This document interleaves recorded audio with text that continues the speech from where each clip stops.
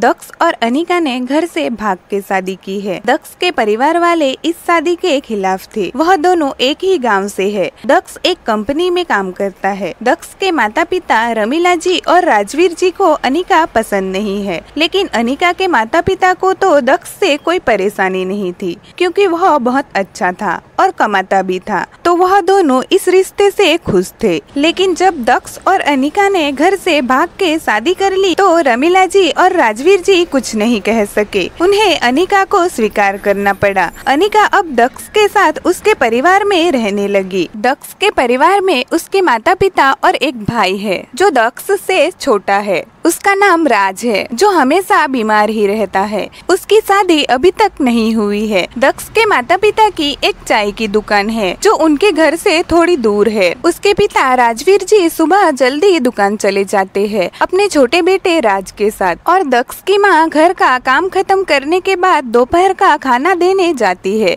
वह दोनों जब तक खाना खाते हैं तब तक दक्ष की माँ दुकान संभालती है। अब दक्ष और अनिका की शादी हो गई थी, तो अनिका भी घर काम करने में उनकी मदद करती है। वैसे तो रमीला जी अनिका को पसंद नहीं करती थी, लेकिन वह उसे नफरत भी नहीं करती थी, और अब तो रमीला जी और अनिका में थोड़ी बहुत बातें भी होने लगी थी। लेकिन रमीला जी जब तक अनिका को काम करने नहीं कहती तब तक वह कुछ नहीं करती थी। फिर भी रमीला जी अनिका से कुछ नहीं कहती। वह अनिका को समय देना चाहती थी कि वह परिवार को समझ सके और सबके साथ मिलके रह सके।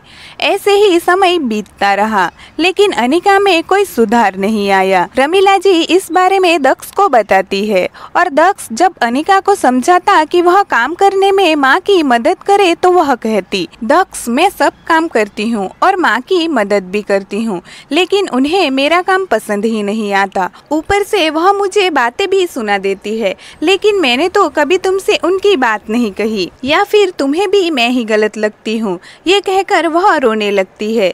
ये बात सुन दक्ष को भी बुरा लगता है। वह अनिका की बातों पर यकीन कर लेता है। उसके बाद वह अनिका को कुछ नहीं कहता। कुछ दिन ऐसे ही बीत गए, सब ठीक था। अब रमीला जी भी अनिका को कुछ नहीं कहती थी, और अनिका भी उनकी काम में कोई मदद नहीं करती थी, और जब काम का समय होता तो वह अपने घर चली जाती थी, और दक्ष का घर आने का समय होता इससे पहले वह वापस आ जाती थी और काम करने लगती, और दक्ष के सामने ऐसा दिखावा करती कि उसने सब काम करने में रमीला जी की मदद की है। रमीला जी सब जानते हुए भी कुछ नहीं कह सकती थी।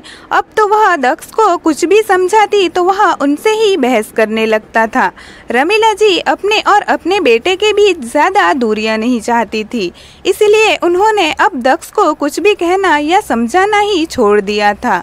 एक दिन जब दक्ष कंपनी से वापस आता है तो घर की हालत देख वह बुरी तरह चौंक जाता है।